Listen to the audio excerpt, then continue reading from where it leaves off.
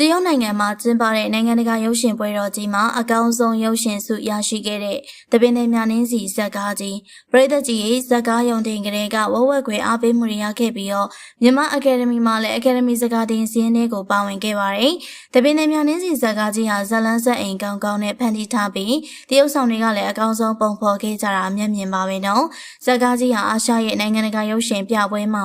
ပြသခွင့်ရခဲ့ပြီးတော့အကောင်းဆုံးရုပ်ရှင်ဆုကြီးကိုပါဆုခွင့်ရရှိခဲ့ပါတယ်။ဒါရိုက်တာမင်းဆက်နဲ့မင်းသမီးမေမီကိုကိုတို့ကဆုတက်ယူခဲ့ပြီးတော့သူတို့ရဲ့ team ရဲ့စ조사အထောက်မှုတွေကိုဂုဏ်ယူခဲ့ကြပါတယ်။နိုင်ငံတကာမှာလည်းပြသခွင့်ရပြီးတော့အကောင်းဆုံးရုပ်ရှင်ဆုကိုပါရရှိခဲ့ရကြောင်းမြန်မာနိုင်ငံရဲ့ရုပ်ရှင်စကေးကအတော်လေးတိုးတက်လာနေပါပြီနော်။တပင်းနဲ့မြနှင်းစီဇက်ကားကြီးမှာတရုတ်ဆောင်မေမီကိုကိုရဲ့ character ကအရန်ကောင်းပြီးတော့ဇက်ကားတစ်ခုလုံးကိုပို့ပြီးတော့ထိရောက်ခဲ့ရကြောင်းအခုလိုမျိုးနိုင်ငံတကာအထိကိုအောင်မြင်လာခဲ့တာဖြစ်ပါတယ်။ဒီတော့ပရိသတ်ကြီးရဲ့တရုတ်နိုင်ငံမှာကျင်းပခဲ့တဲ့ရုပ်ရှင်ပွဲတော်ကြီးမှာအကောင်းဆုံးရုပ်ရှင်ဆုရရှိခဲ့တဲ့တပင်းနဲ့မြနှင်းစီဇက်ကားပေါ်မှာမှတ်ချက်လေးတွေပေးခဲ့ပါအောင်ရှင်။